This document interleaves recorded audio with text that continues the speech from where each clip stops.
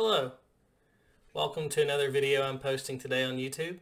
My very first video that I posted was a premiere draft on Magic the Gathering Arena, and I'm going to do the same thing again today.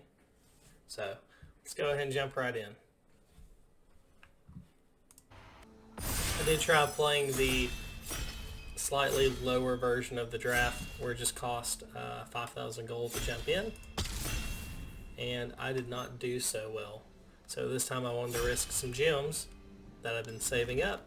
That way we can make this video. So, pack one, pick one. I wonder what it could be. I hear companions are really good. And for this one I think I'm going to go ahead and pick the companion. The only clause is it can't have a double mana cost. So it can't have like colorless white. I think 5/5 for 5. Fantastic.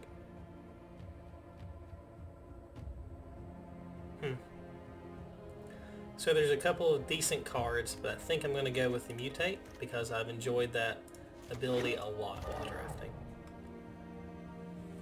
And it still meets our companion clause. So if we're going to be base green, the Day Squad Marshal's pretty good. Hey Zach, how's it going? Let's see, so we're in pack 1, pick 3. I think I'm going to go with this 4/4 Cycler guy. Just get something big. The Triumph's not going to be in the colors that we are, but the Sprite Dragon might be pretty good. 1/1 haste flyer. It's funny that the land and the artifact matches the colors, and then down here the Jungle Hollow is all like, it's a decent pack for color fixing. But we're not really worried about color fixing right now. So, what's the pick?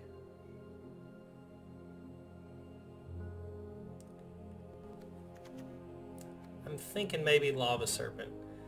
Sprite Dragon's probably really good, but I do want some cycle. And I want a payoff for having our companion. So we'll go ahead and do that. The land, I already have 4 of the lands. It just gives me more gems. Colossification does not meet our companion's clause. So taking that means we won't be able to play it as a companion, but we can put it in our deck. And I don't know how I feel about taking a second Lava Spirit. Man, classification's like an auto win. We're just going to take it, just in case. I don't want to pass that. I mean, I know I don't play against anyone in this draft, but we might still end up using it. Fertilid. Mothra's Great Cocoon. What does this wolf do? Roll the dice. Exuberant Wolf Bear. Whenever it attacks, you can choose base.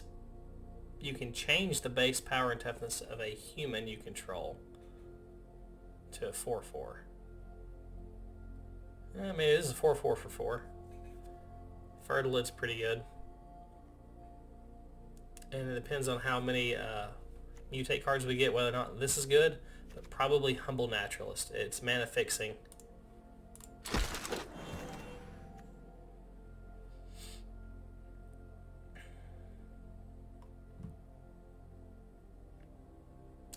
We're kind of looking at a lot of cards I don't care to see.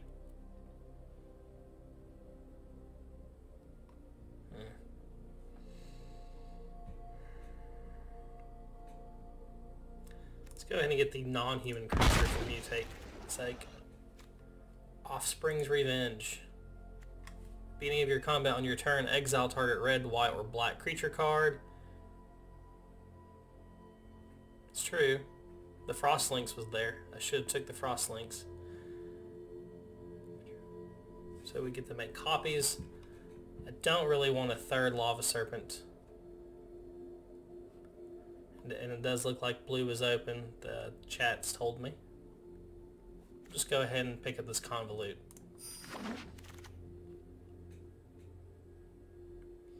The almighty Brushwag.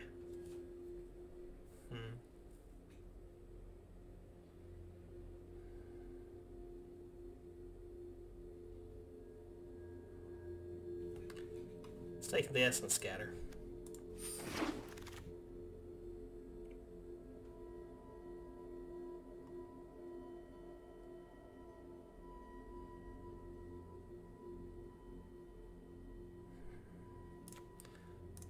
Take the land for mana fixing.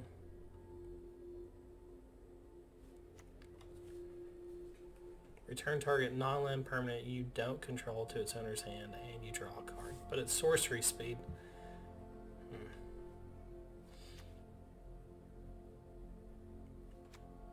I never noticed that was a lizard.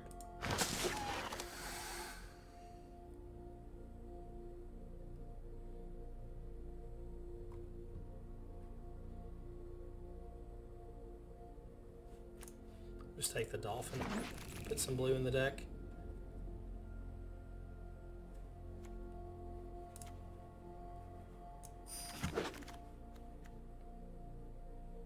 Surprised we got that back. And the Wilt. Fine choice. Well, I guess we can't use Karuga and Gigantha. This is probably not going to pay off too well. I do like the Huntsmaster Liger. I never really get its ability. General Enforcer is not the deck that we're going to be in. We didn't get a lot of the white cards that support that in pack 1, or we didn't choose to take them. So right now it's probably mana fixing or another creature. If we can get Mutate going, I would probably rather have Mutate.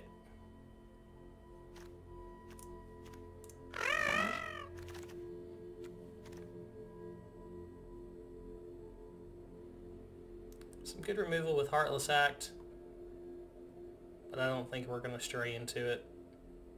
It's not really a bomb. I already have 3 Mutate cards, so...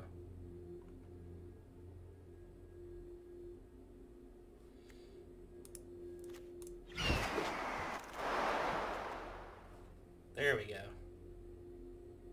I already have 4 of these also, but it looks like it's probably going to fit the colors of our deck fairly well. The Thieving Otter is pretty neat since we get to draw cards.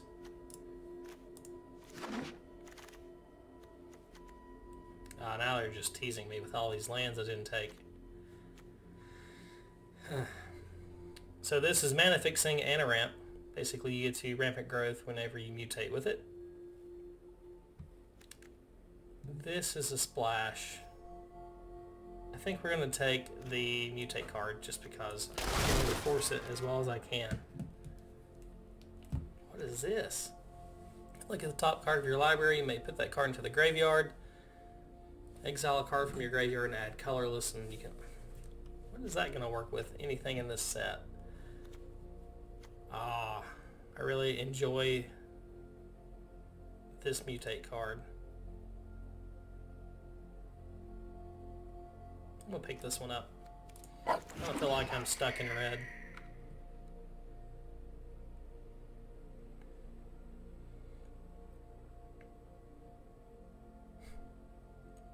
Perhaps we should have took the mana fixing or the extra tri-lands to splash black. This isn't my favorite mutate black card, but Blood Curdle is also just a removal spell. We'll take that. We're not stuck to just playing creatures.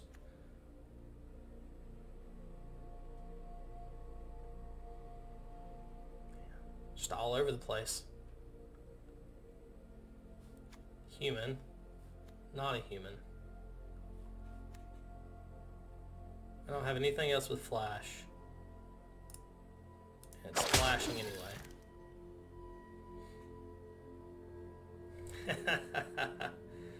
That's what we're going to end up doing, is just playing the best things that we can draft at this point with our champion or companion. I like the Crustacean. I like that it does have flash after I pass the flash creature. Yeah, it has a big body. We're not winning any quick games here with this.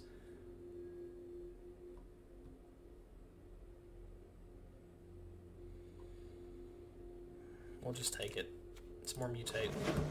Let's see what we can do with it. Third lid for mana fixing at this point. The checkpoint officer is actually probably really good. I've won a couple of games just being able to tap down their dudes. So we took that instead.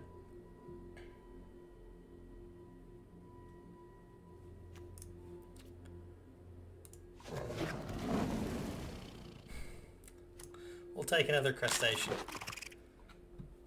This creature has vigilance, and this will have whatever I want it to. Probably won't play more than the one that we already have. Shark Typhoon and Parcel Beast. These cards are good. I feel like it's just a auto Shark Typhoon. It's as big as we want it to be. We don't have a lot of payoffs for making any sharks, really. But we can... I think we're just going to fit that in there. Ooh, more... I should have took all those lands. Man, you should have told me to do it twice, chat. Not just the one time. This is a lot of abilities. I don't have to read this, right? It's just a mimic. Again. Wow. Easy Prey is a removal spell, but it's let me down in the past. I do have a couple of low creatures that I can block with and we can trade. I just don't want to take Easy Prey. And the Cocoon is just dead if I don't draw a mutate creature. But if I'm going to force it, let's force it. Mythos. Create a token that's a copy of target permanent. And then you have... That just sounds fun. Skull Prophet might be the call here. But if we're just playing to have some fun, we'll take the Mythos to go with our Shark Typhoon.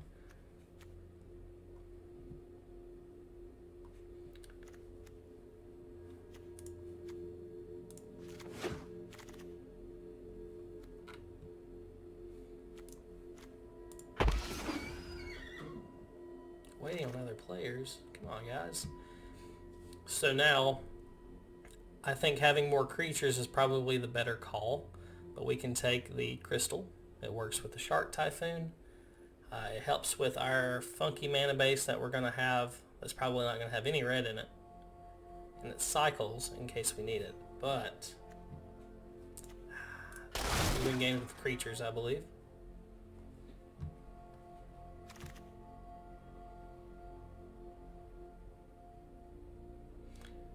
And then I get this.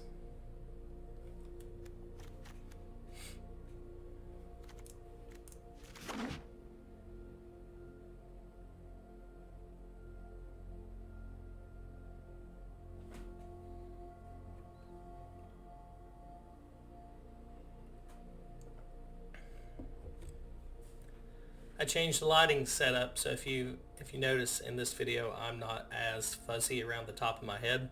It's a little bit more clear because I actually added some lights up above me right before I started today.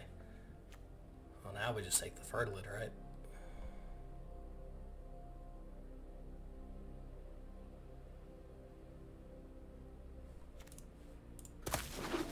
So we're going to be probably base green white from the looks of it, from everything that we've drafted so far.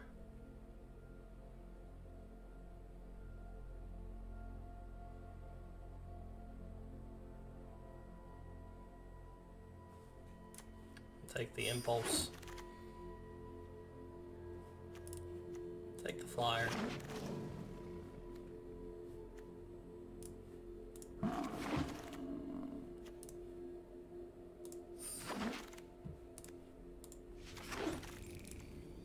Alright.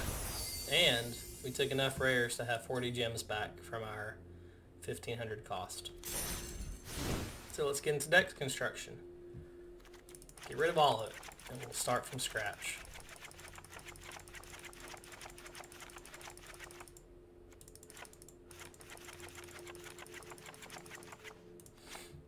Okay, so let's start with our companion. So, no card in your starting deck has more than one of the same mana symbol in its mana cost. So I'm assuming that means hybrid cards cannot be used. That have like the flash creature that we didn't take that was a human. That was blue black, blue black.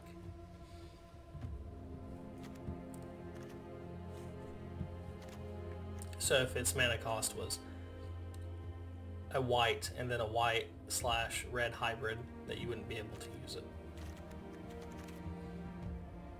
Okay, so step one, let's find all of our mutate cards.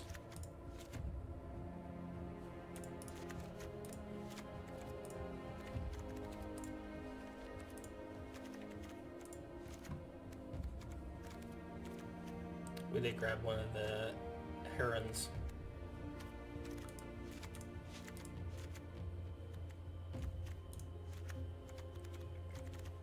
So this is going to be the base of our deck. Leaves us with about 12 more cards to fit in the main board. And we are green and white, and then we'll be splashing black for this guy and blue for this one. So anything in our land base that adds black and blue will be very helpful.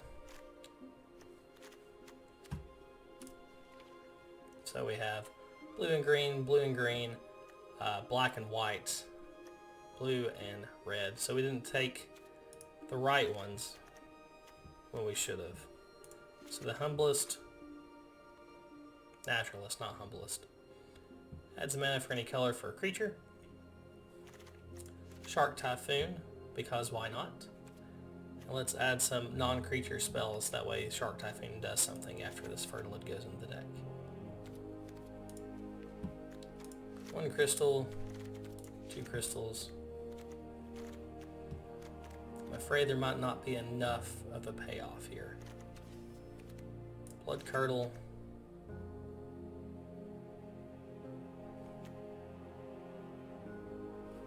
Take Wilt. You get to cycle it or trigger it or actually blow something up with it. Saying prayers for this to work. It might. As long as we keep the deck to be, you know, two colors primarily, and then we're just splashing for everything else. So I have 3 more before we go to our lands.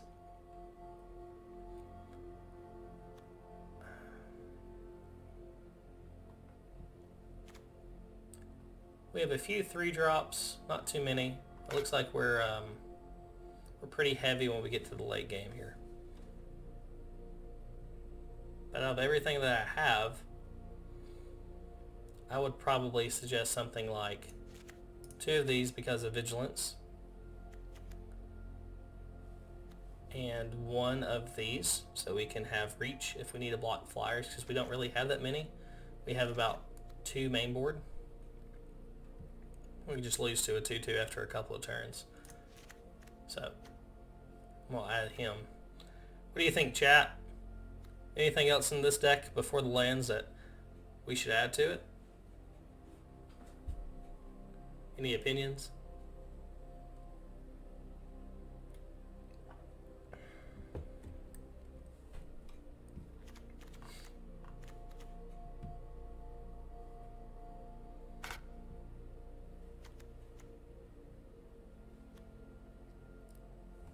This one might be of consequence. The 2020. I can't play it if we're playing our companion. So you think the 2020 enchantment is better than the companion of having a free 5/5 that adds Wooburg, so we can cast our weird cards like this one or this one the next turn without having the right mana?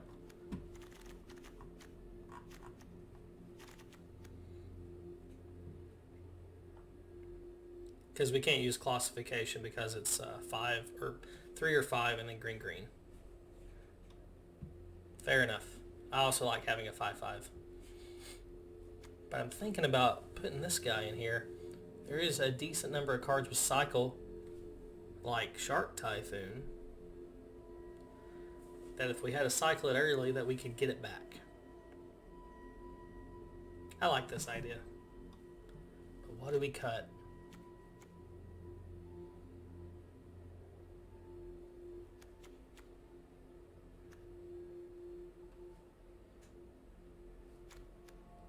You know what? I think we'll just cut this guy.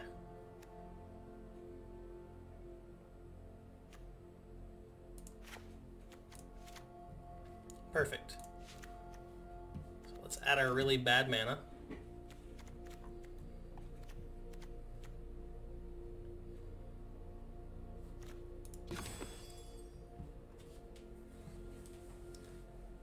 See if we can figure out what we should add to it.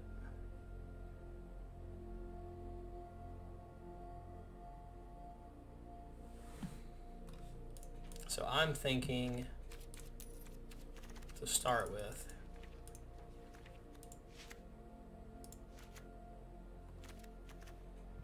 a total of 4 different blue sources for the deck. Oh, cool. Since we're only playing 2 cards, I think 4 sources should be sufficient for blue. Black, we do have a double black card for its mutate cost, and then 1 main board Blood Curdle. So if I do 3, that leaves us with 10 more cards, which is probably would be split straight down the middle with green and white to be 5 each.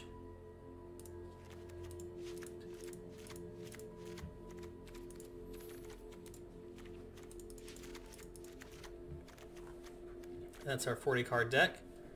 So, are we going to have a problem casting anything?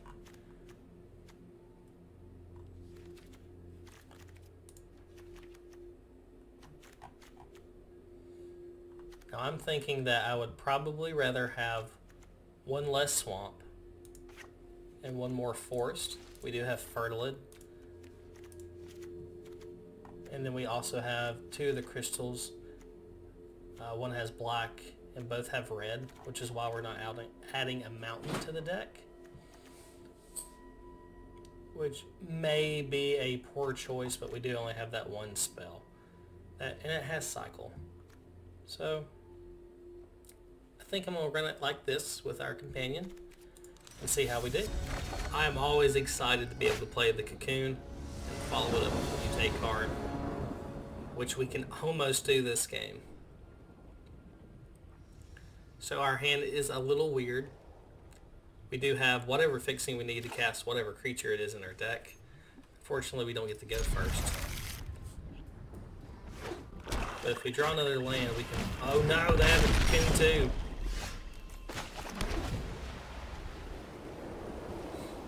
If they get to do what I want to do, then I'm going to be sad. Alright. So if we play our Naturalist, we cannot mutate at all, but we do get to get a little bit closer to playing our Wellspring, and then nothing else really matters because we have that if we get to untap. Oh man, so good. Wish I had that card.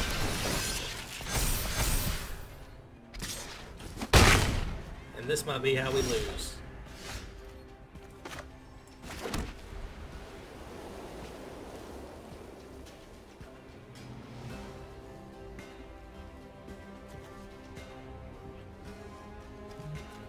Play the bigger one first.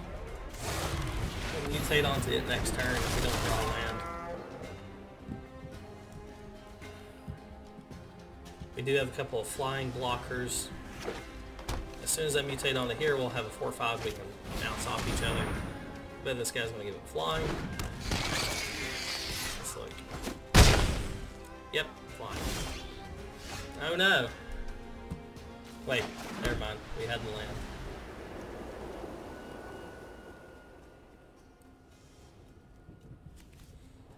So if I play this symbiote, I still have 3 mana open with my naturalist. I know it's not playing the Wellspring. And then I can use that 3 mana to mutate the Volpikite onto the Great Horn, getting another land, and then setting it up, even if they kill this and we don't draw land for a turn. Being able to cast our 5-drop. I also get to gain a life.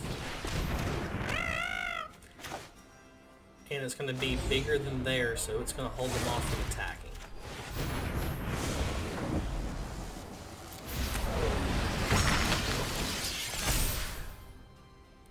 So what do we want to get? We do have a blue card in our hand.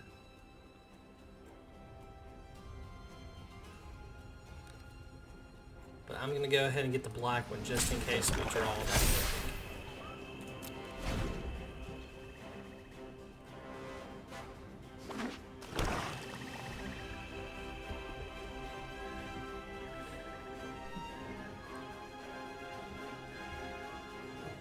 Island is the right call.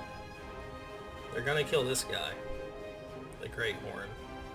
So I get one more turn to use this as use my human for blue mana. Might be the only time I'll get to. Okay, so now it's a 4/4 flyer and a 5/6. Oh no, the counterpart of his. Oh, it's so good for him.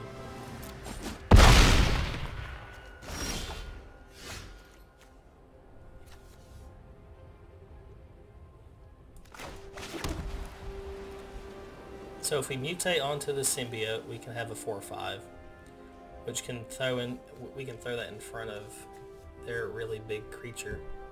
If we mutate onto our Great Horn, it does get 2 counters altogether, which makes it big enough to mess around with this one.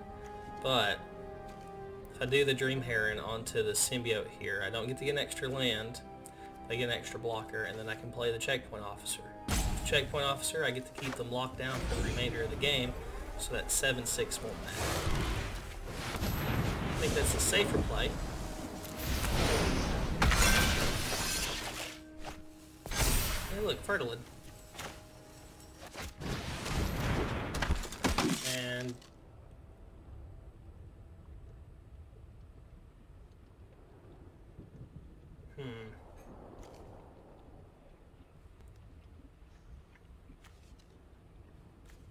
there should be no reason not to attack. I'm at too low of a life and they're at too high for it to matter.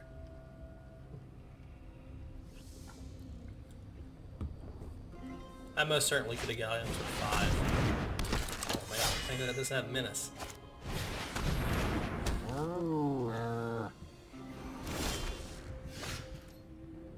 Interesting.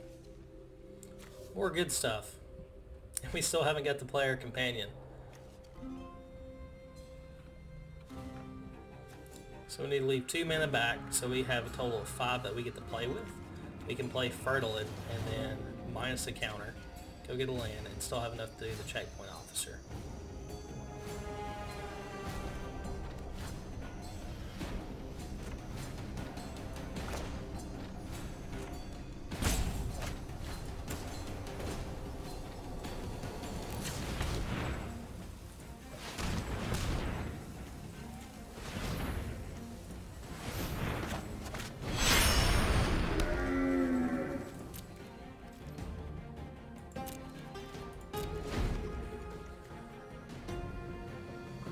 Well, we successfully got Gigantha, the Wellspring, into play.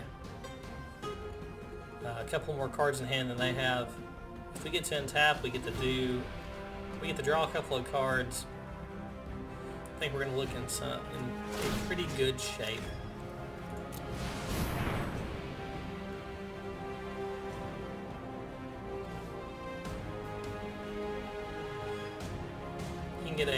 He can try to get in some free damage this turn, but I don't think the trade-off's going to be good enough. Now, if they play Colossification on their Howl Bonder, it'll have served as a very important lesson to always play that card. Hey! Remember that time that we went and got the right land because of this? I remember. We don't have anything in the graveyard for it to matter.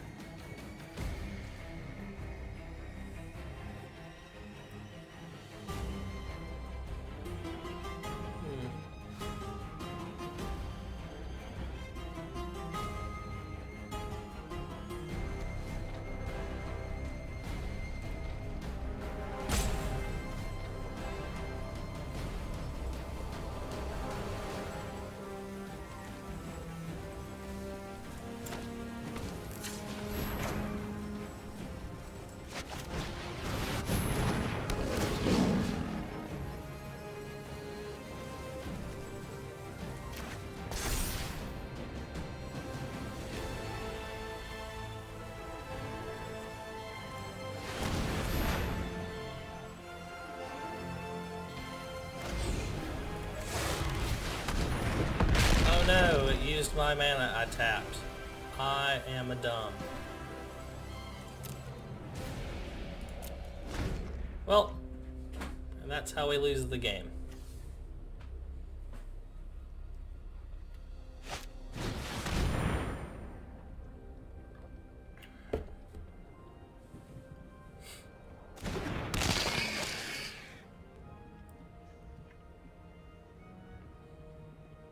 Yeah, it'd been nice to use all 5 of that mana to do the one thing I wanted to do. So nothing on this side of the board has first strike. And I don't have a flying mutate card. So I am going to go ahead and send this in.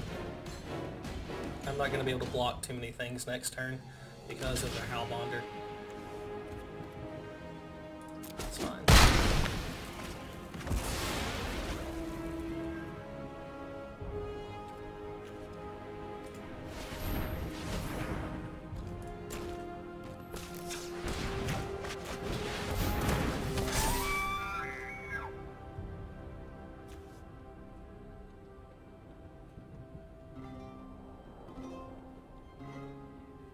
I think we're just going to hold off this turn.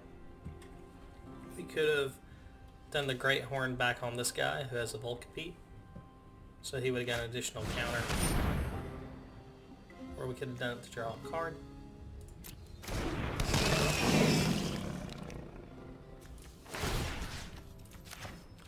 Tap down your big guy. Come at me. I was kidding. He just wanted to show me.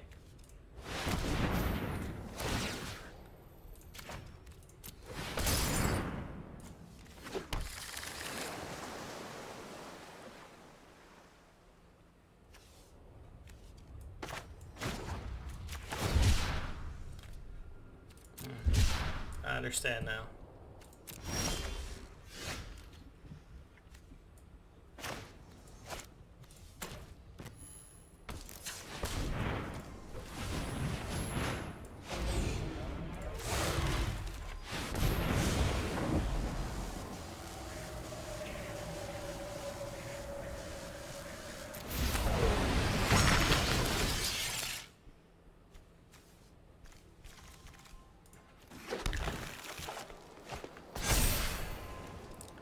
Neat.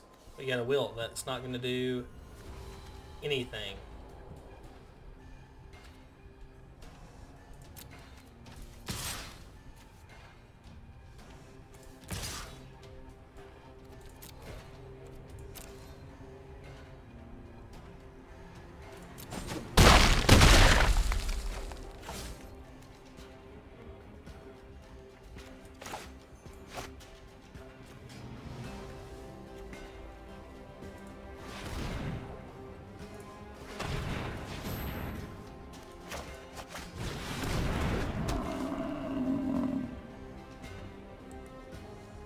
That's not what I meant to do.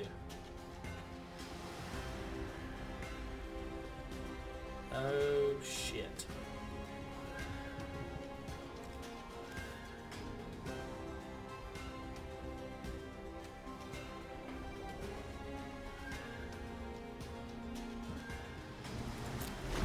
Well, we might have just messed up.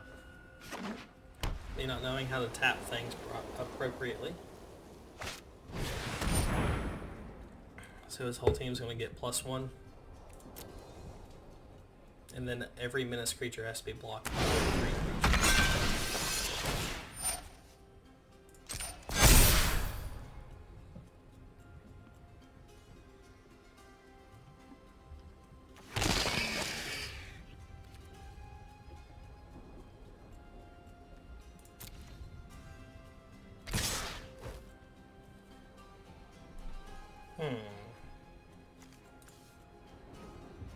I guess I could have... Does it let me use it to tap?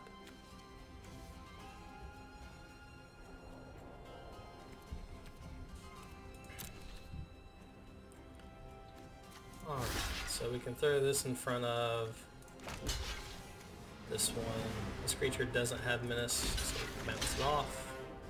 This 33 can block here. This isn't a flying creature, but it requires 3 blockers to kill it. If we block like this, we know that I don't have any tricks. We'll take 11, 12, 13, 14. I don't think we're going to be able to kill them on the swing, but well, does anything have lifelink? Oh, his creature has lifelink. I think this is the right call.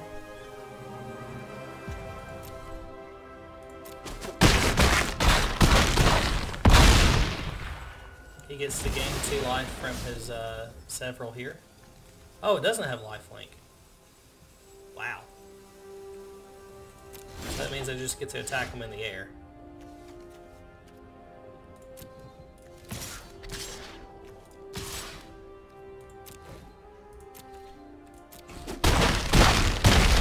Sometimes when you mess up, it still pays off.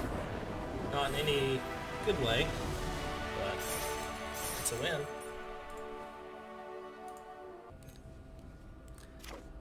Alright, welcome back to another game of Ikoria, Lair, the behemoths draft. Swayed unblockable equals unflying. Or equals flying. Sort of. Or it doesn't. Not in his case. This hand is garbage. We can do absolutely nothing with it except for mulligan it. This one's a lot better.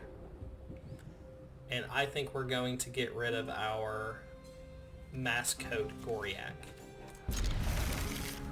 Because I would rather play Fertilid and use its ability so I can get to 5 mana. We may even play the crystal that we have versus cycling it. We'll notice that we didn't do it at all last game.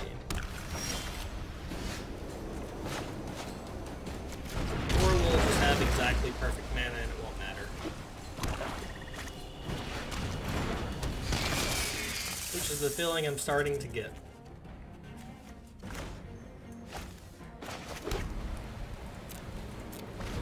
We'll go ahead and pitch the crystal. We no longer need it. No longer want it.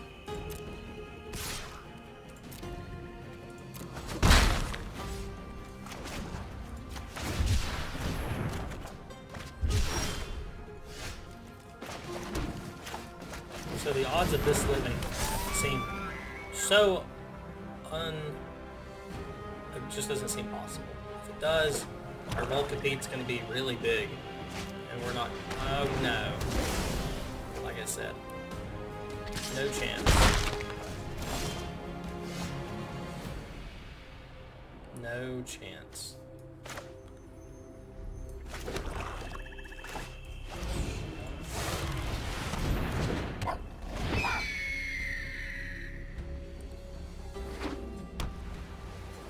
So is next turn going to be our companion? Or is it going to be this heron or unicorn so we can gain some life back? Maybe we just make our companion really big and attack with it.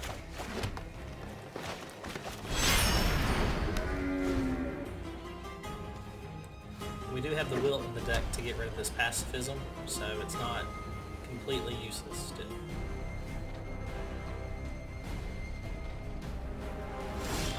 Nice.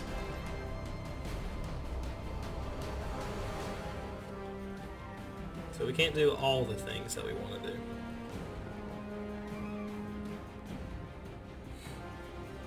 We can attack for 5 or we can mutate. don't know of anything that kills an attacking creature that's a 5/5. And this creature doesn't have Death Touch. So.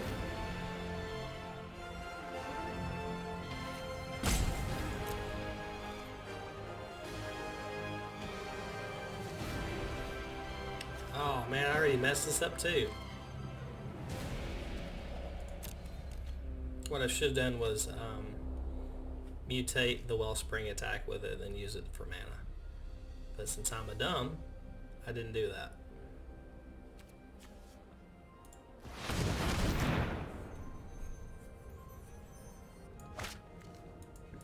How do you use this mana?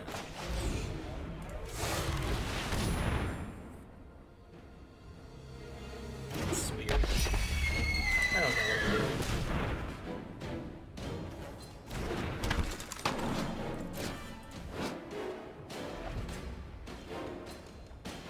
Oh, it's because I can't read.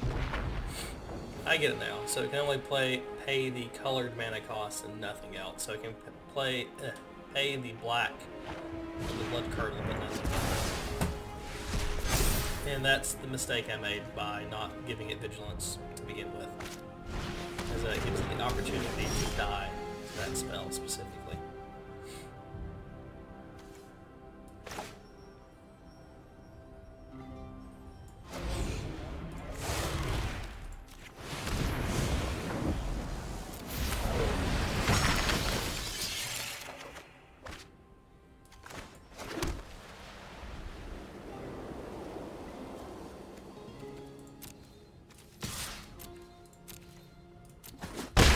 It's going to be a long game because of how poorly I've played it.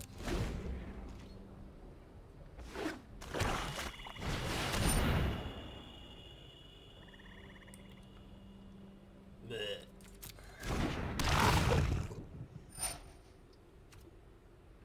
Yeah, I guess.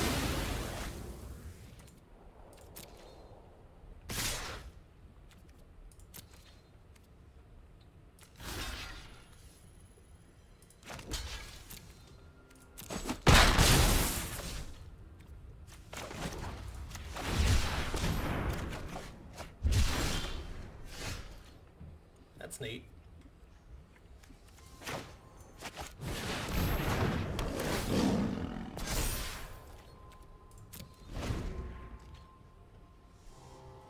Even though we have cards in our hand, it still feels like I'm just top decking. What can we get back that has cycling? It's just going to be another card draw for 2 mana. Next turn we'll get to play the Great Horn. What happens? Yeah, I gotta kill the creature.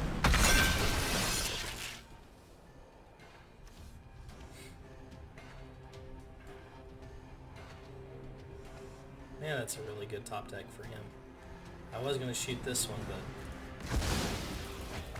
not now. Looks like we're just taking it on the chin.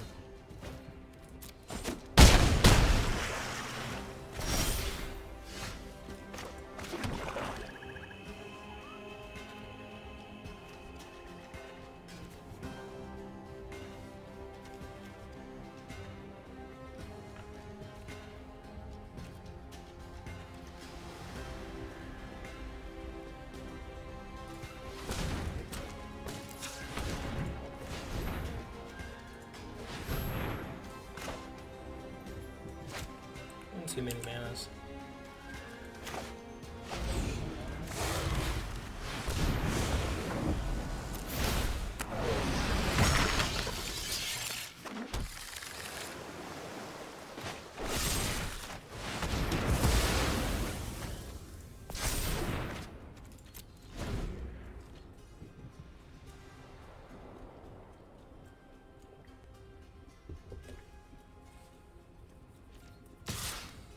Should have just played it instead of mutating it.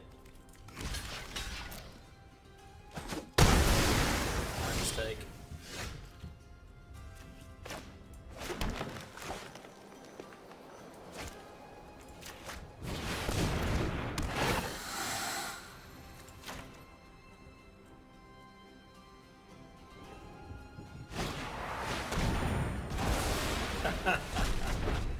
Seems perfect.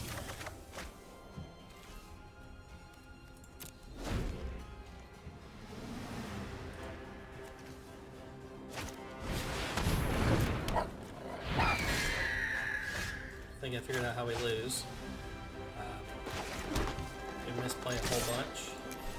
And then they draw a 2/2. So they have drawn pretty good for the last 3 cards off the top of their deck. Basically 2 removal spells, and then a flying creature that gets over my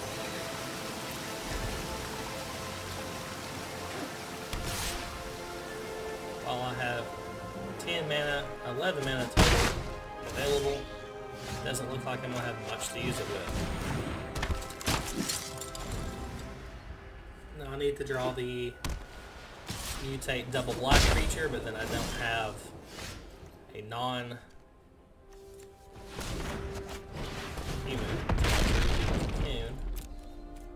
And then now we're just going to tap down the flyer every turn while they get cards in their hand. So.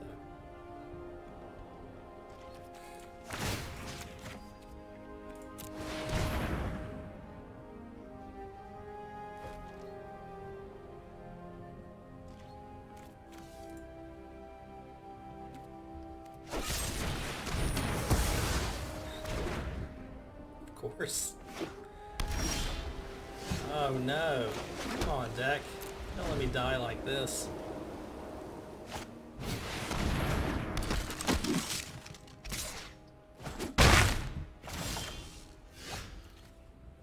It's not what we're wanting to draw here. These are all bad.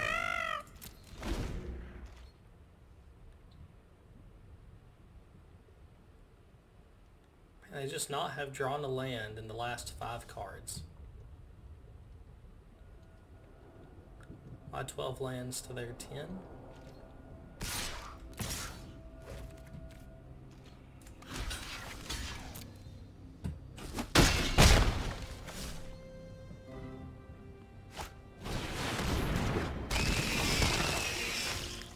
There we go. That's it. So we could have also got the 3/4 flyer that was white. This guy. Power 10 or less. Yep. That would have been pretty good. I'm going to keep it. First hand I didn't want to go first, but we do have a turn 3 play. Assuming we draw any other non-blue, non-green lands, we have action. Thankfully they mulliganed.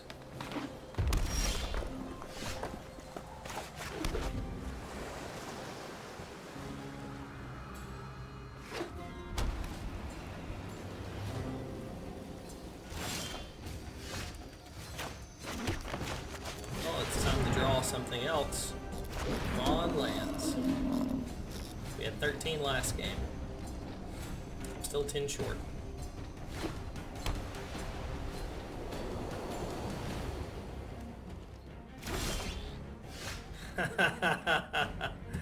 Well, that's funny.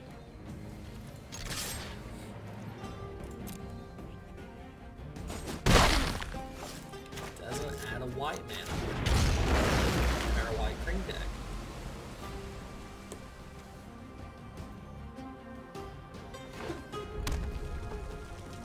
If we're lucky, we'll get to mutate.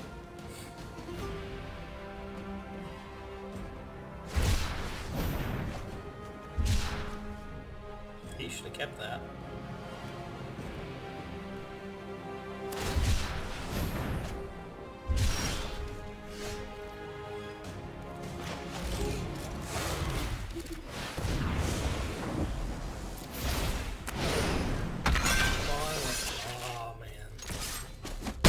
These days.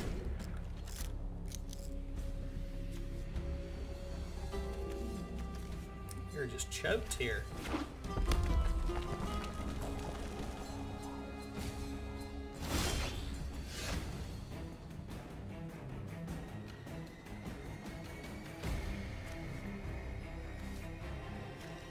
We probably aren't casting this yet.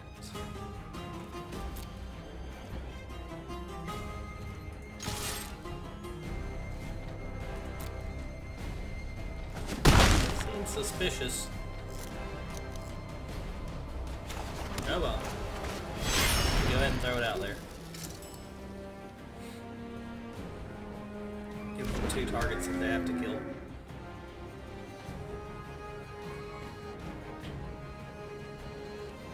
it's going to let us play our Apex in half. And we'll mutate it. Well, we won't be able to mutate it. That's a big creature. But we can cast it.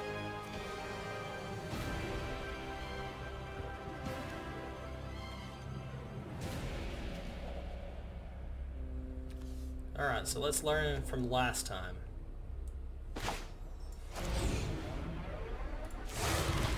Mutate onto our wellspring.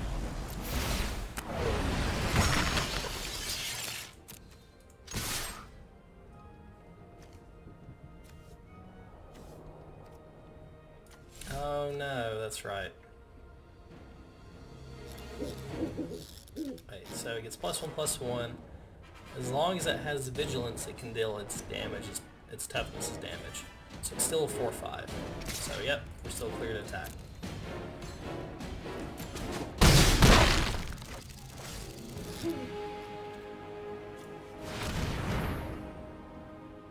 Why do I keep doing that? Can I undo?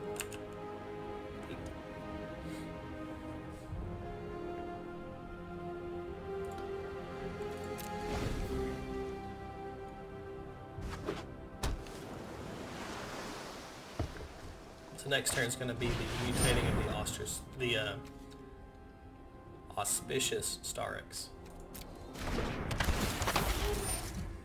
That's pretty good. But what if I made it lose flying when you attack me?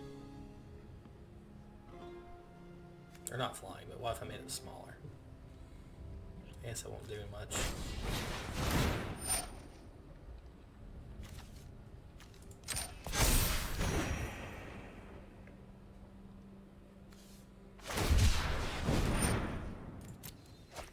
Sure, a lot of things going on.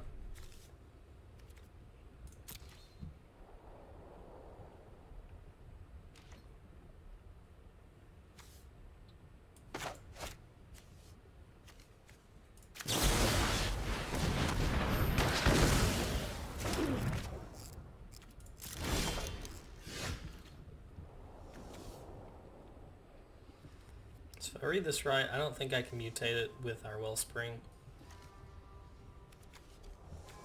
What I can do is make this flyer really big.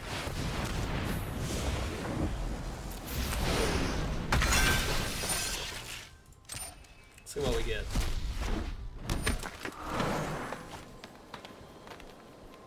Then I have all this mana that I can do nothing with.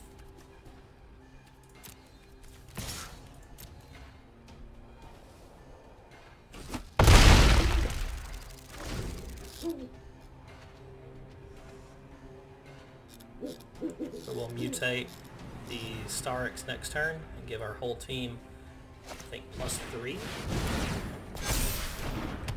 So if they don't play at least one creature here, we have the game.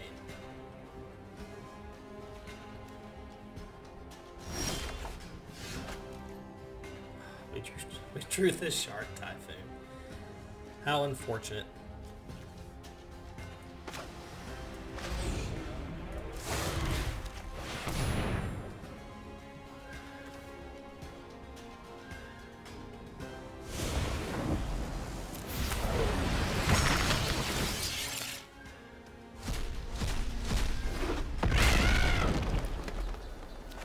Nice.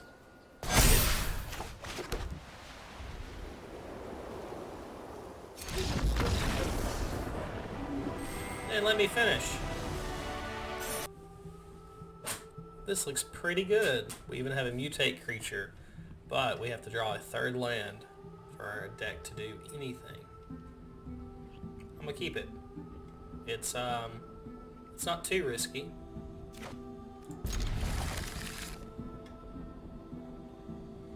I guess the want here would be to draw a tap land for turn 2.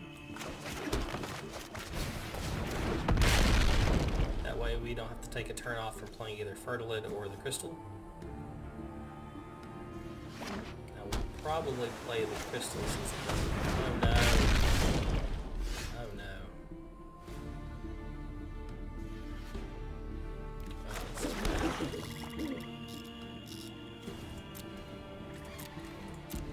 We're going to cycle our Rooting Moloch here at the end of turn, just to try and draw a land. We're going to get behind real quick.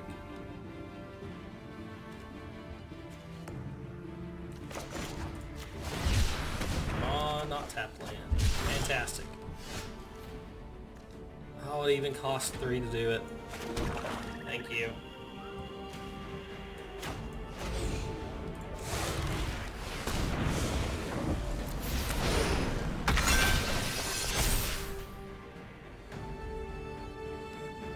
This is a tough call. I need white for him. I need blue for the Heron. I think white is the call here.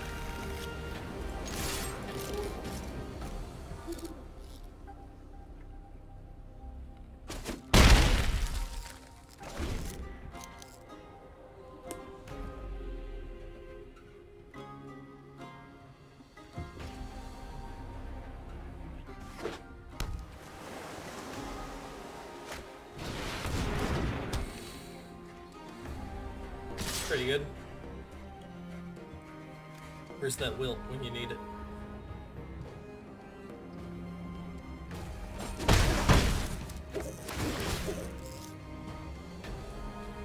So is it for each creature they get to draw a card? Oh wow. we're pretty dead.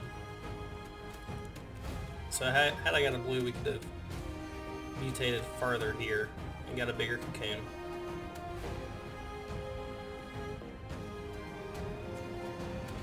But since I got a white, I can do it this way instead.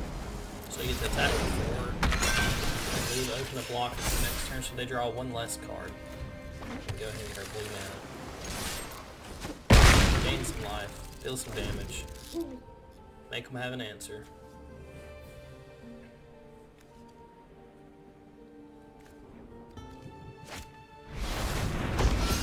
So is it a 6/6 with everything? It is. It's a 4/4 with everything. I guess. What's it like?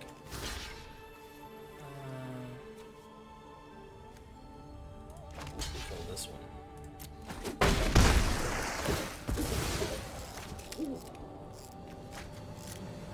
Oh yeah, we couldn't put our Mythos in our deck because we were using our companion. That's unfortunate. One creature in the graveyard.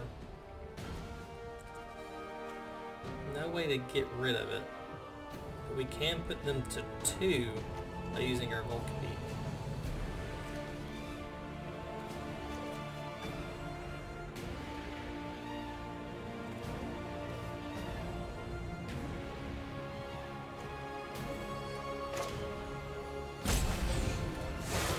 I think that's the right call. Just make them have it.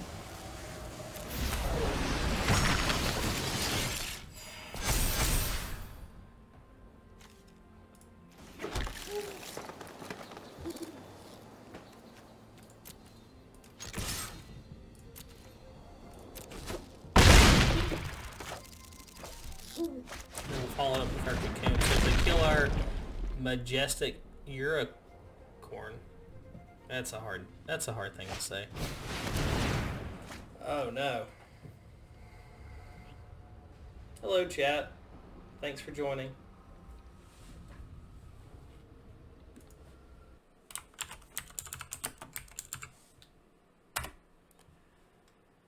Well, you missed me losing earlier from my own mistakes. So,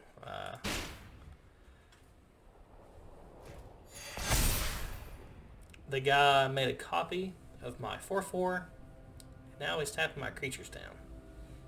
If he attacks me with everything, he's dead. Hope you found it. I haven't played any today of Monster Hunter. That's not everything. There we go. All in. Has vigilance? Boo. Let's see. Give our guy flying. It doesn't kill them. It mutates, it gets a counter, so it's 4. Gets into 2. I can take 8. Casually just take what would be a third of my life total. These are demons. So this is 7 mana. We don't have enough to do that one yet. So, mutator cocoon. Chokes on you. Draw something I can cast.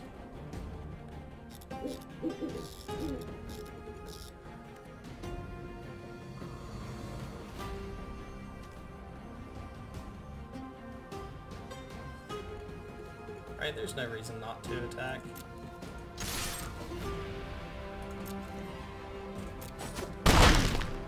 We're gonna go ahead and cycle this with the land.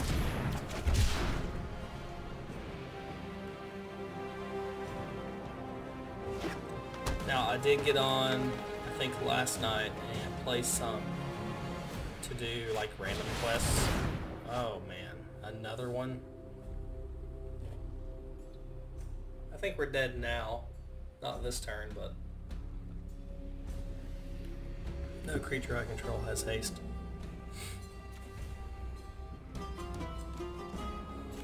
I can put a few creatures in front of it, but with them drawing 2 cards every turn, the prospect of them not having another mutate creature, it's pretty low.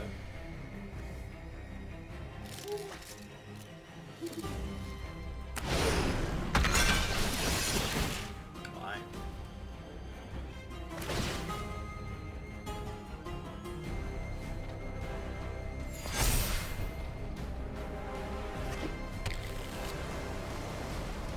Like you said, just in time for me to lose. So how many roadblocks can we put in the way for one turn?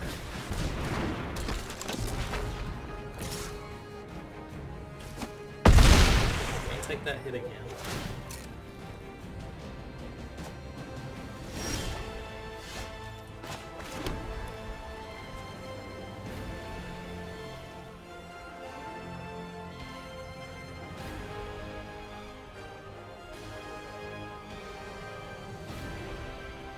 We're 1 mana off to be able to play 3 creatures that can block.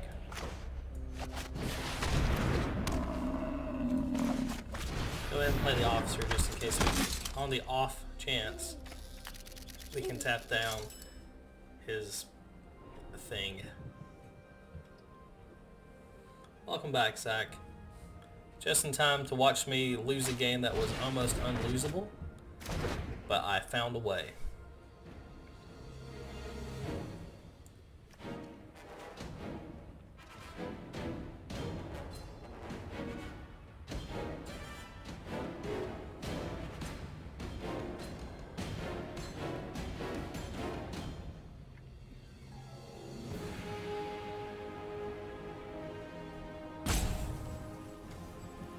There was.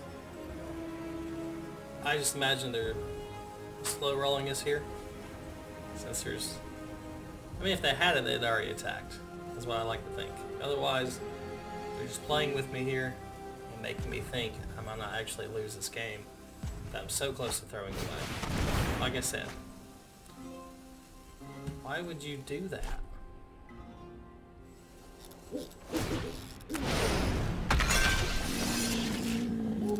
Yeah. Do you have another one? Like, this is the best way, just... Okay, I will block. This guy goes right here. As soon as we get the chance. That makes more sense.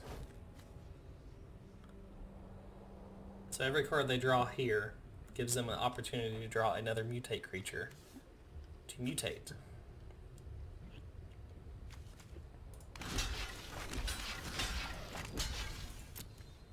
So they will get to draw 1 card, and it has to be a mutate creature. I don't know what's in their hand. But we do have our Mythic here. That's going to give whatever we put on it Death Touch and Lifelink. Has another ability to bring back these creatures that are going to die. And then when I put it on this creature that flies, it will make it a 6/6. Oh, what are you doing?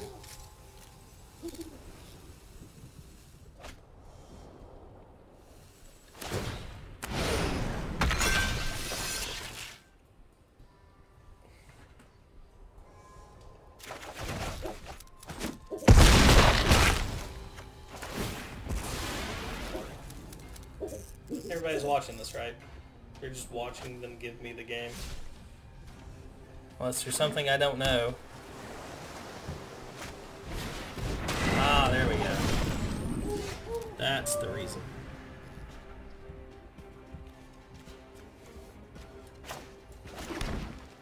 So now I don't think there is a way for me to kill them for it to be big enough, because this isn't big enough. So I can give this one flying, which makes it a 3, and then I attack. Nothing, and they go to 2.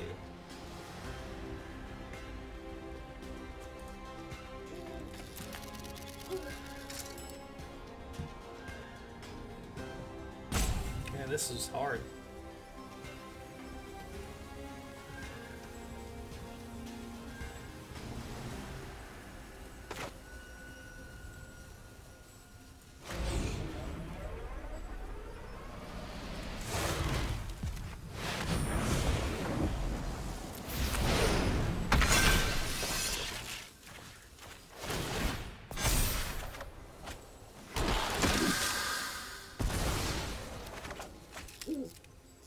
Sure is a whole bunch of nothing I just did.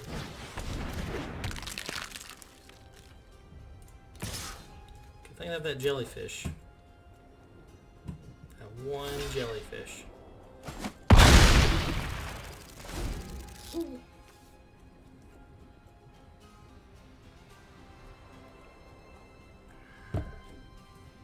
If you're just jumping into the chat, you can watch me just get completely obliterated. Where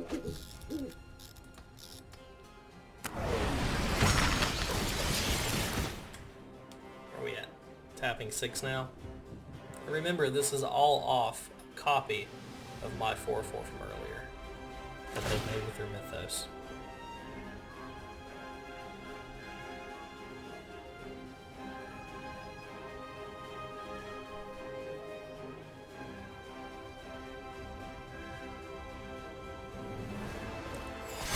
They're free. All the eye rolls.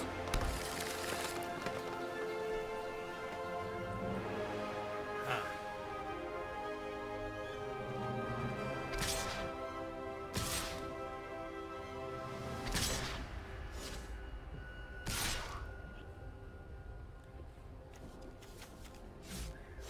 Over the course of the game, they have went through about 9 more cards than I have. Pretty good.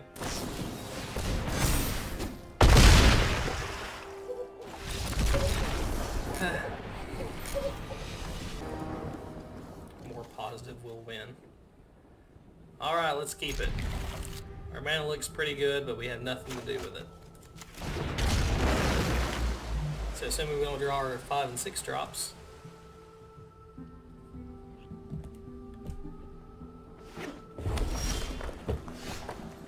Ah, sweet. Mana.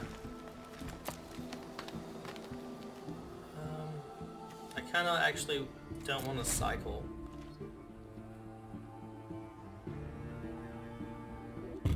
Somebody asked me what I was drinking. I don't want to cycle here because I am going to be casting in this game, I think. And it's just another creature resource. Shark Typhoon. It's alright to be jealous.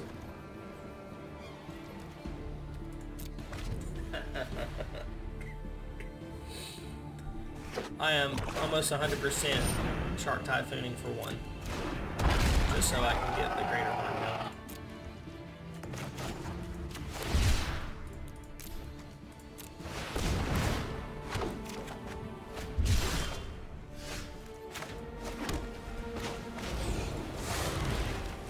next turn I can follow it up with the Strix.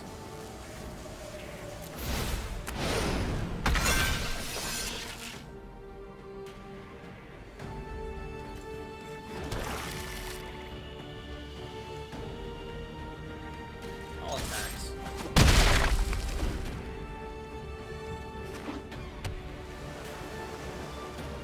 It's a good looking shark.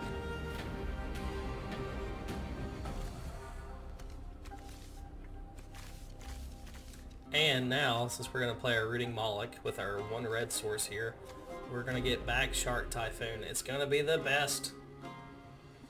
I hope... Aw, come on. I was trying to have some fun. Ooh.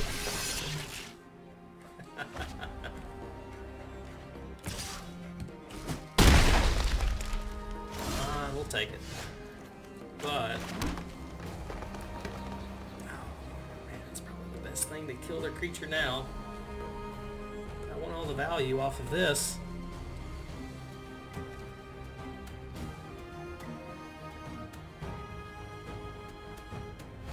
Ah,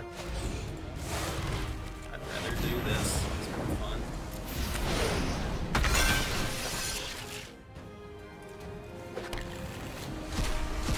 Hey, doesn't do anything.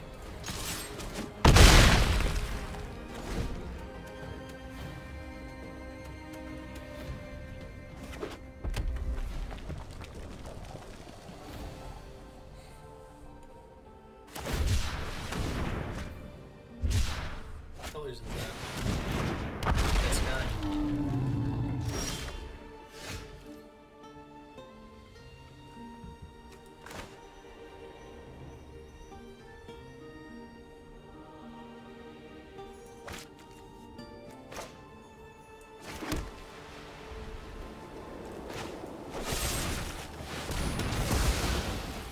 We'll give our Strix a menace counter, so now it's super hard to block.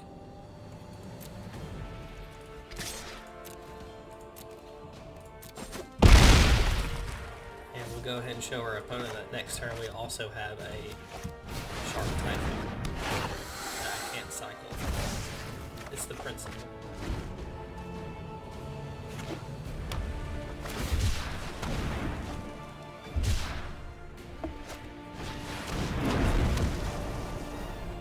Alright.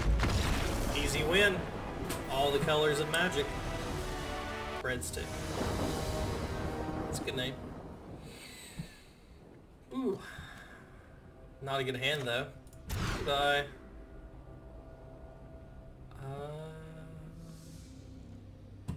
I've seen better.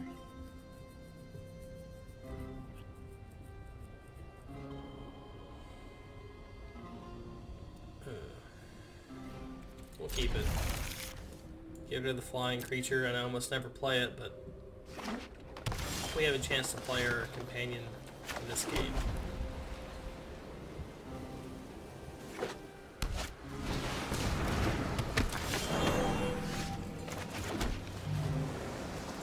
Here's all the colors of magic I'm not really using.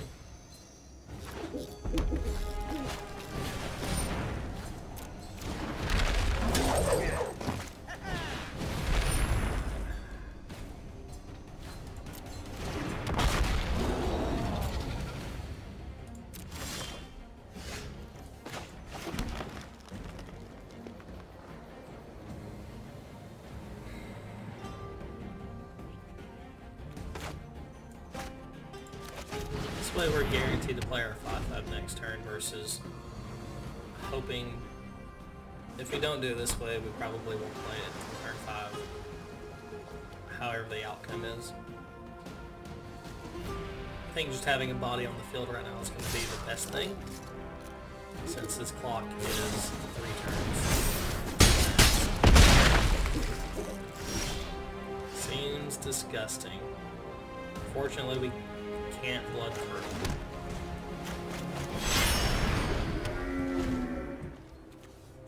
We can blood curdle next turn if we're alive.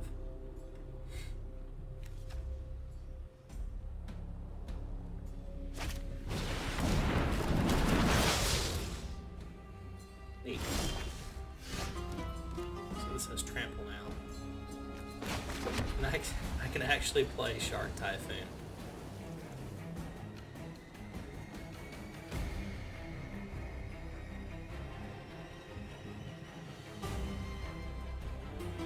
I don't think there's a reason to do anything here. If I play Shark Typhoon and they remove this, I'm almost dead. I'd rather cycle it.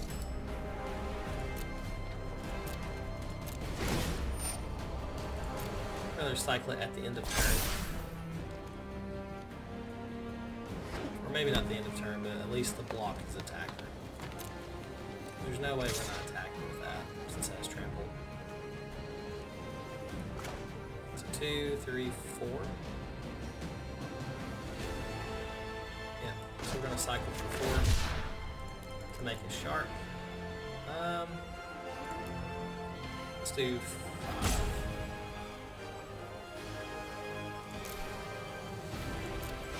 Since we're only attacking with 1 creature.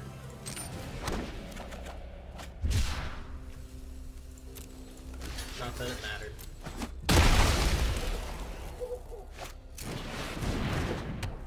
It's a good follow-up.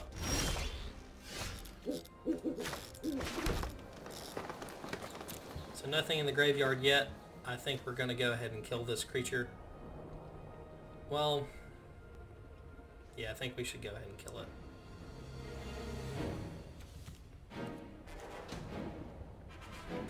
Oh, but that taps our mana.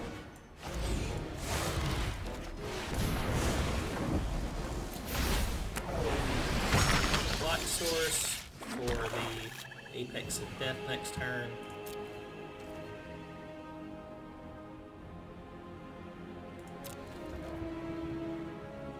Man, this is...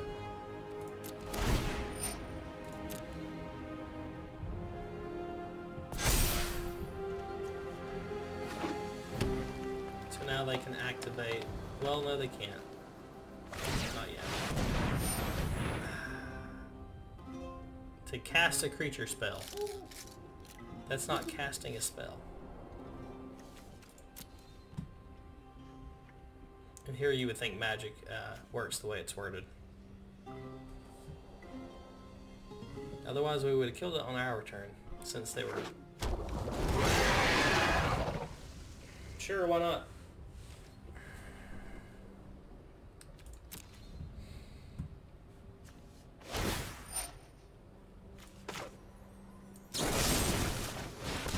They're going to get all the value out of this creature, but that one's going to let them win the game with its power and toughness. I can't cast anything, so... It is going terribly. We are not doing good at all.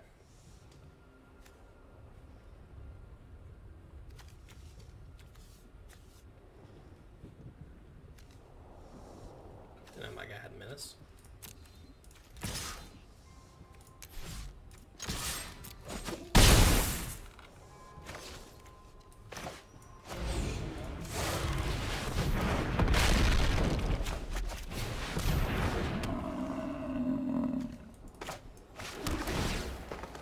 Not sure what I just did, but we're not going to win by not attacking.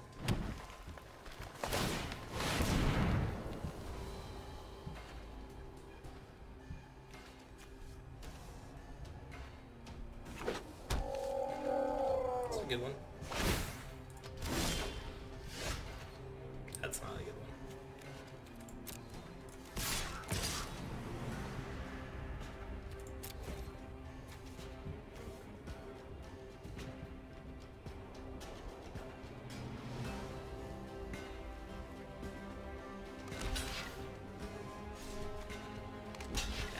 Has a menace.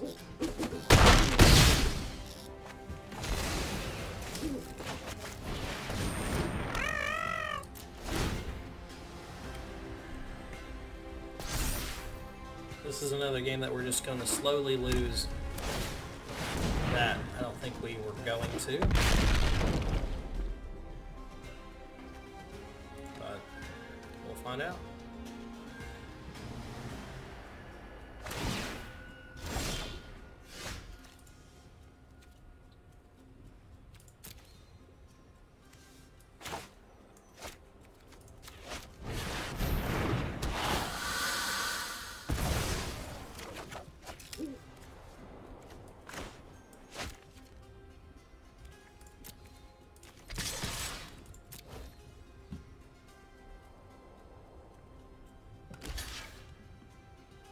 Probably should have swung with everything there.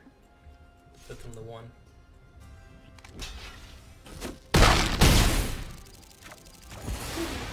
That's optimistic.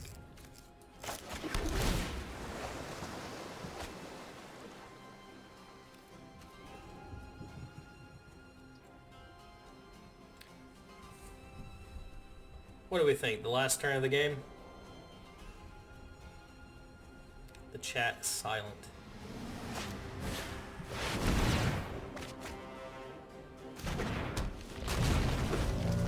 I was hoping it was going to be the last turn for them, but they keep playing creatures at me. Alright, so we have a menace creature. It takes up 2. They block. They take 6. Alright.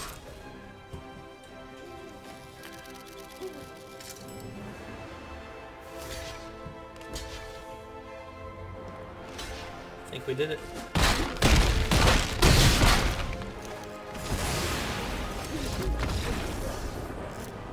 Fantastic. I think pack 3.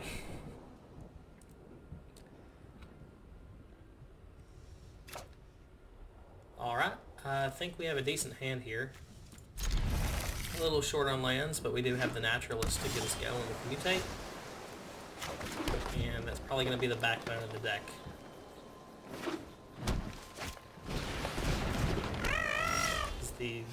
Is the naturalist surviving a turn? Now I don't know what creature to lead with. You need your upkeep, huh? I can blow that sucker up.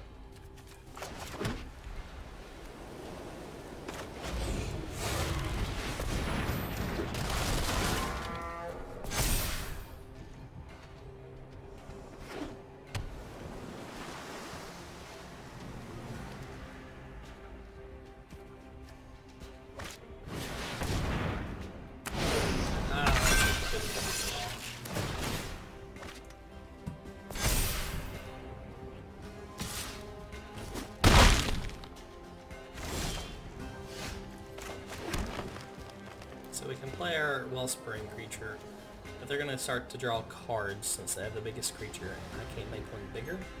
Otherwise, it's just going to give them another counter. So we're going to go ahead and wilt. We should have done that on turn 2 or 3 instead of playing a creature. And I still have enough mana to go ahead and mutate.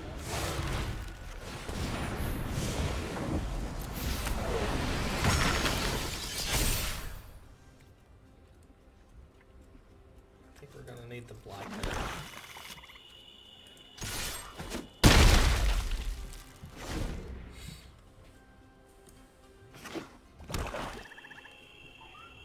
They copied me. Theirs just came into play untapped. Jellyfish.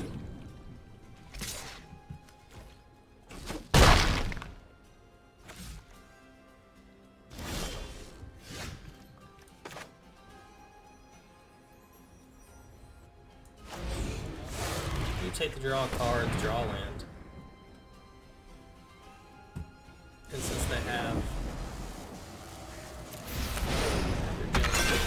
2 mana open, they're going to get a chance to stop every time we do something.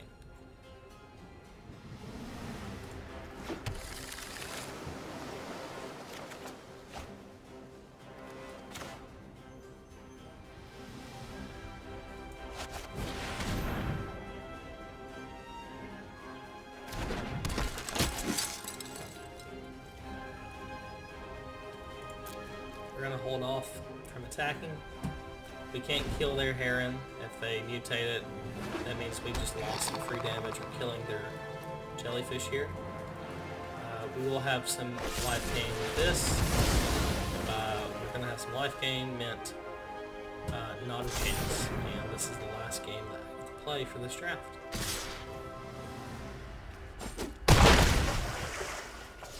So like I said, missed opportunities for damage there.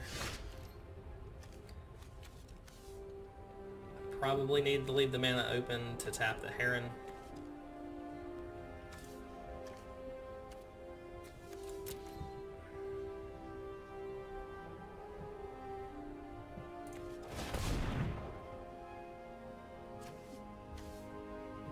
cast this. He doesn't have haste, so I can't use the... Oh, that's not gonna work.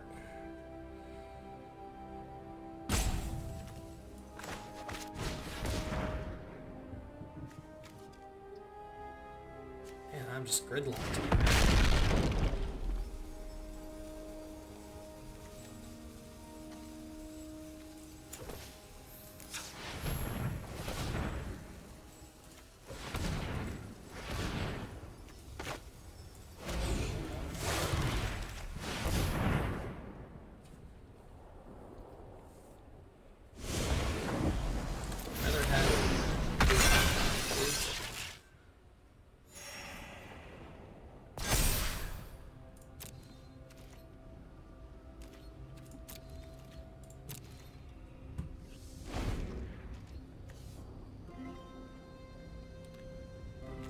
Life total is too far to Alpha Strike with our Hunts Master.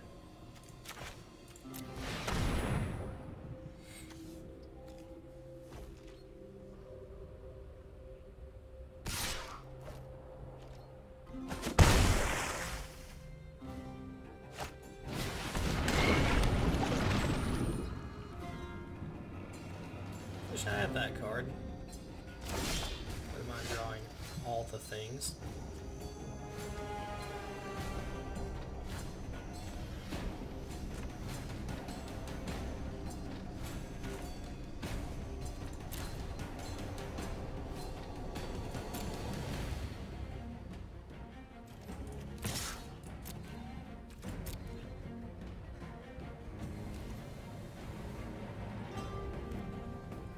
It's not making any sense.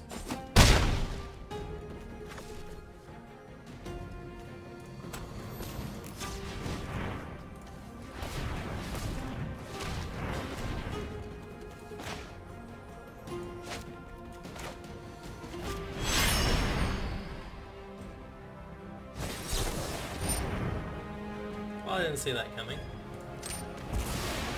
So that keeps us from Alpha Striking next turn. Because we'll mutate here, gain 4 life. Give our team +2/+2. And the goal would be, if I had my companion in play, to attack them with a whole bunch of guys.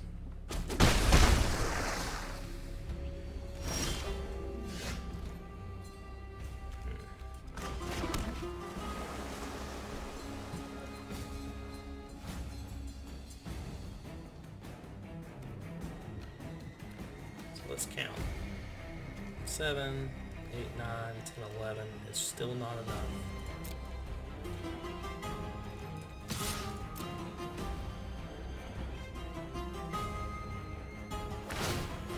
Oh yeah.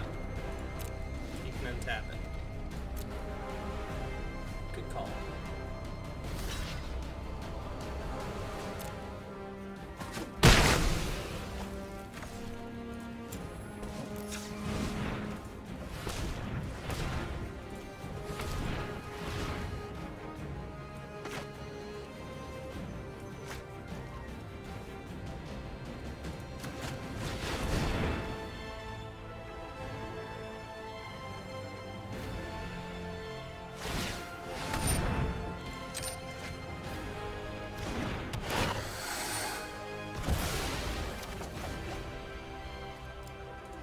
Alright, see what they do on their turn.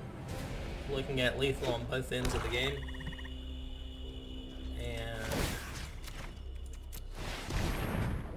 since they went through their attack step, I guess they're not mutating. So taking the 1's probably going to be okay. They can untap their jellyfish and block 1 creature, which means that we'll get to attack for 6, 7, 8, 9, 10. So since they untapped last turn, they got us pretty good.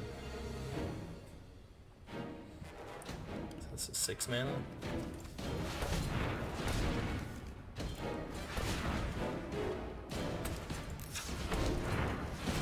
Gotta leave the 2 mana open. That way we can tap their Heron. Oh man. What a beating.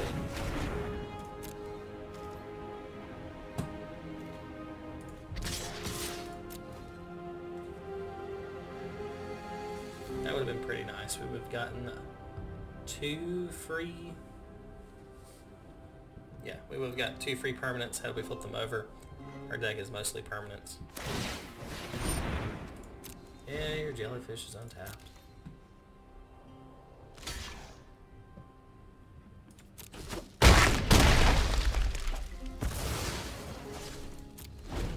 We didn't have a removal spell for our officer.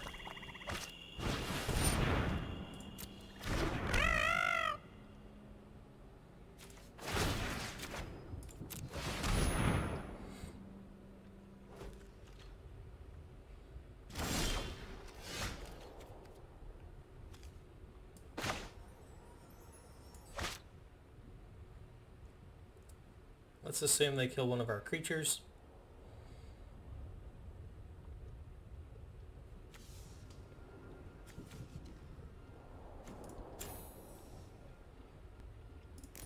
So we gotta play it safe.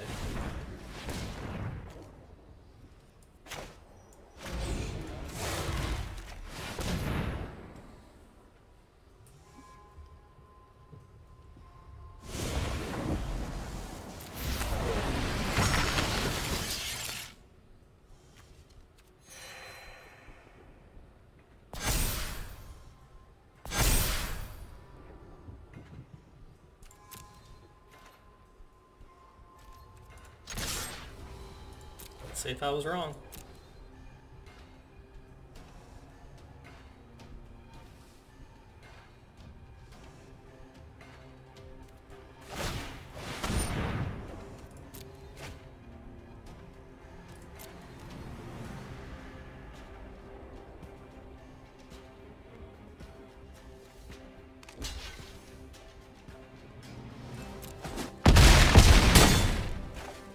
Yes, we did it.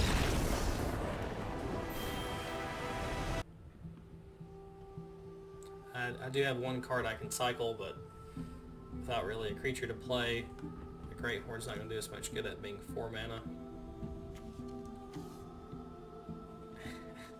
And I've almost never cast this card, so we'll go ahead and get rid of that for the 3rd mulligan in this set. This hand looks a little bit better. If we keep it, we can guarantee, well, we can guarantee that we get to play our companion on turn 5.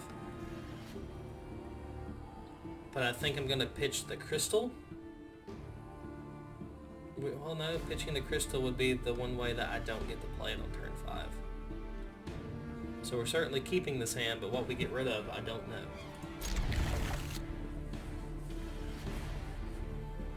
So if I get rid of the swamp, which I don't need it, I get to go turn 1, the cocoon, turn 3, Volcapede, and attack with like a 4/5.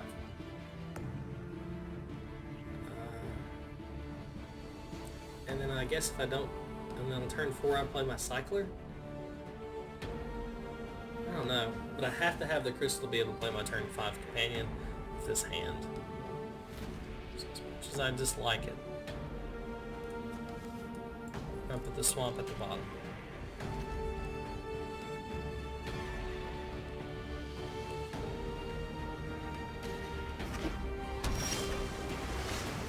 Hey, never punished.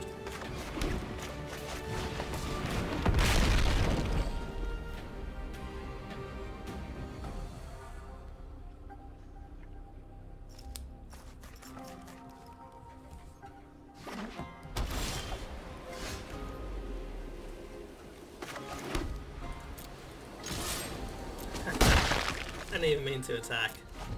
I just had to send the message.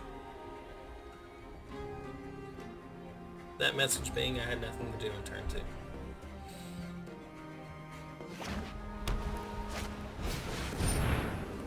Nice.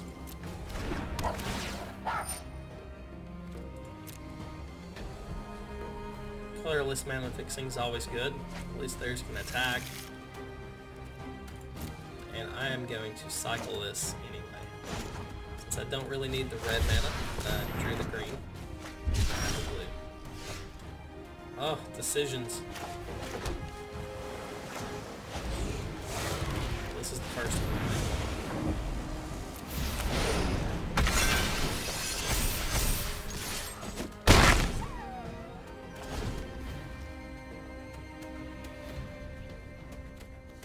it should have been this one. So I could have got a swamp and played him one turn early.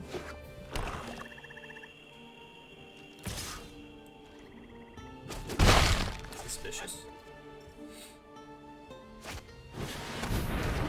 Okay, cool.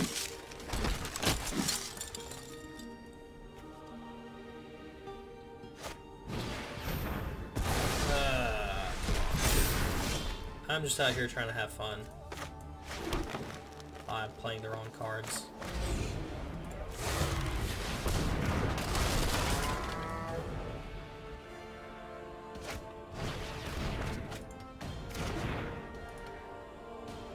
Is that 1 mana, draw 2 cards?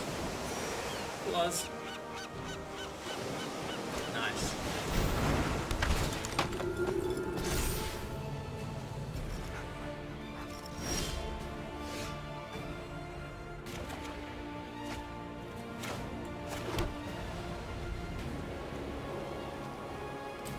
This lifeline is going to be a pain.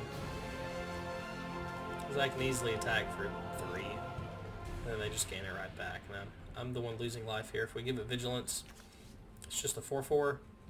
They can double block and get it off the field. None of these things seem good.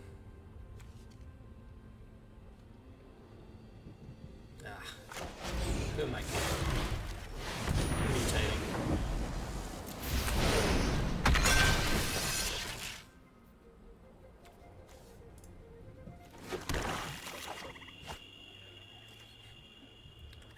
No attacks.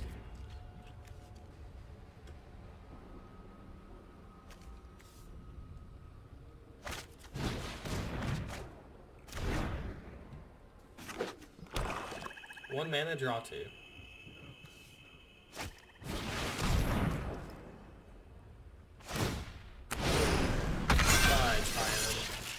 So now we have a 5/5 lifelink menace vigilance creature. Seems good.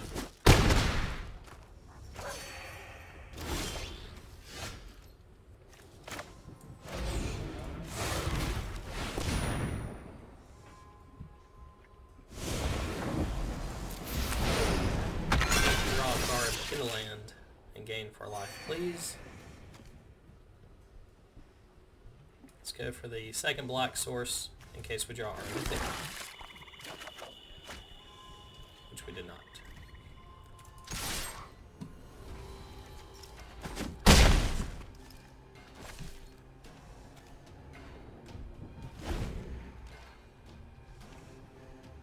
This is not looking good for us.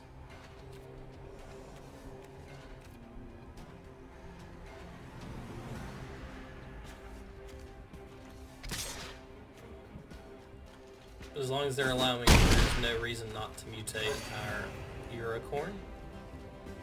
Being able to gain the life that we're losing back and drawing good cards. At this point, better than adding more creatures to the board. Even though we have our Huntsmaster, we'll get there. The only way we're doing it is attacking with this creature. Just imagine if it was still the Volcapeak and the Cocoon, and every time we did this we got +2 counters. This creature would be like a 10 something. That's a good one to draw. So it actually is going to give us that exact ability we were talking about. Let's see if it resolves. Yeah. How lucky am I?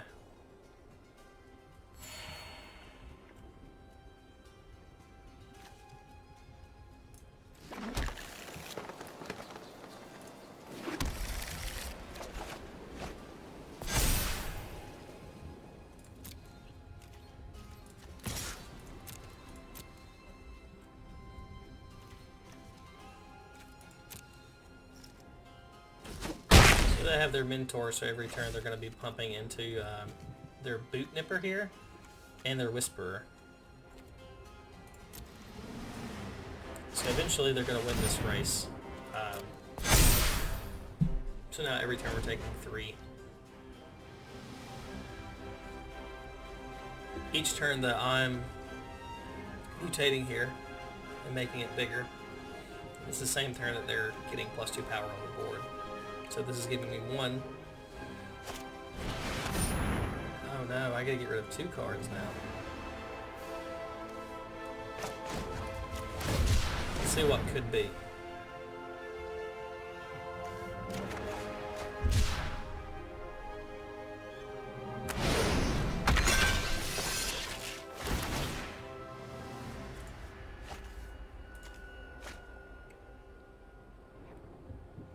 So next turn we're able to play our Giganteth of the Wellspring.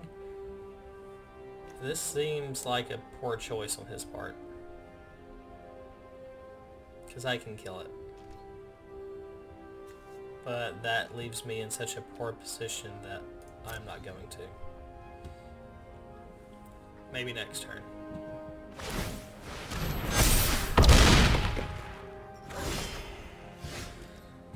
Whew. There we go.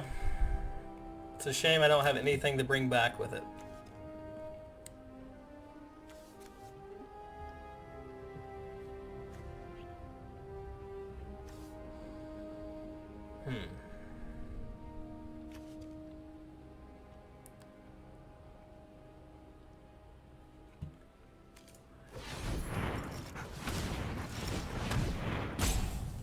Yeah, I'm going.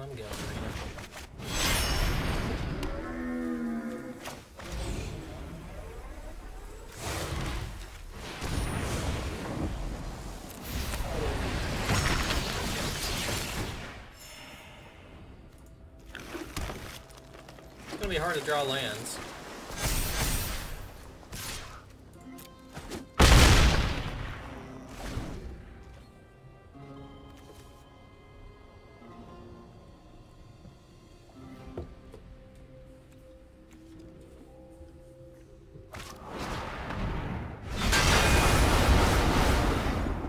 Oh no, it exiled it.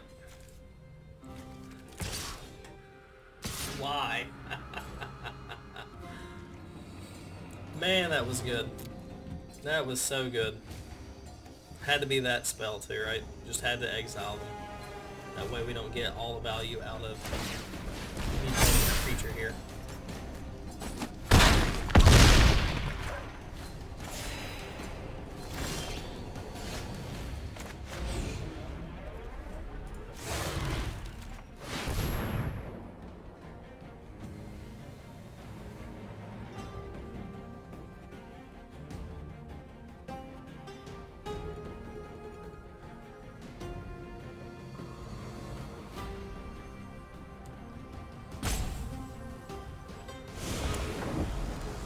What it does. It really just doesn't do anything.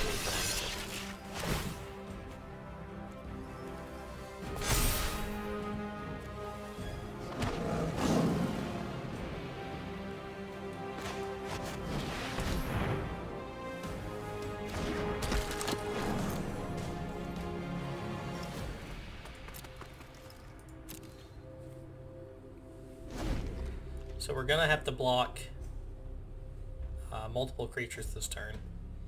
The Cavern Whisperer, we're going to have 9 power go onto it, so if they don't have a removal spell, we're going to lose probably these two and let them pick which one they want actually to die.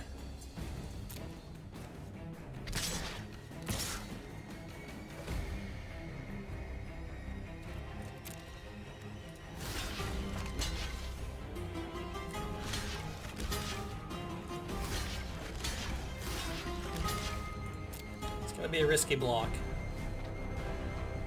but can't take the damage, and at least this way I'm left with something. I don't think I can flash in a 32/32 Shark Typhoon.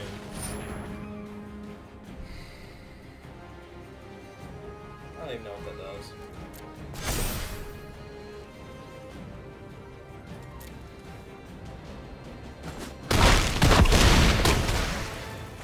Indestructible is what it does.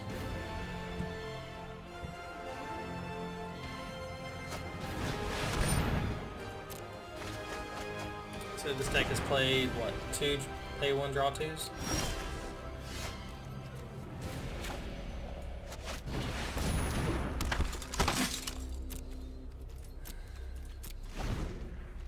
I don't see our way out of this one. 12 cards left in deck, today are 14, so we're not going to draw them out because of all the lands that we searched for with our Great Horns. Well, that's vomit-inducing. That's an odd mana cost. So is that one. That hasn't been sitting there this whole time, has it?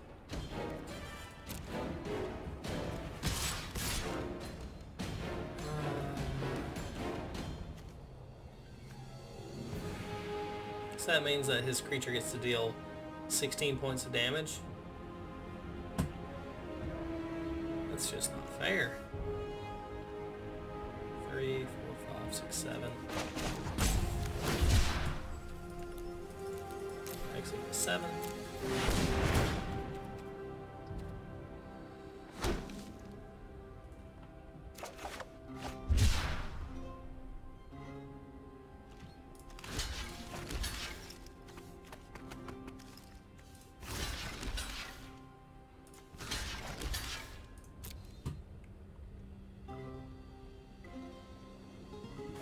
Oh yeah, we forgot about that card. Shoot. I don't think there's any way we're coming out of this one alive. It's not enough. We'll even let them untap in case they have a counter spell.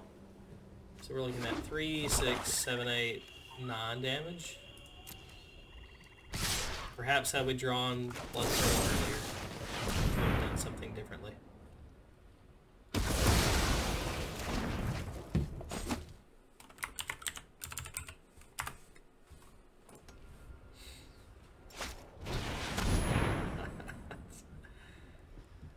Oh man. Well, I was really hoping to win this game. That way we can keep going. But I'm probably just going to take my prizes and run. Can't do Pioneer on here. How do you say that? The one land left in the deck. I think it's one. 10, 11, 12, 13.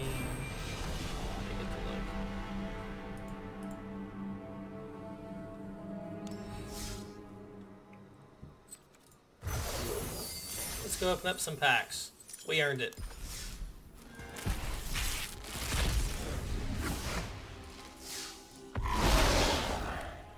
I have a Magic the Gathering Online account. I haven't played on it since, I think, Morningtide or Shadowmoor. So I'm pretty sure it's not up to date.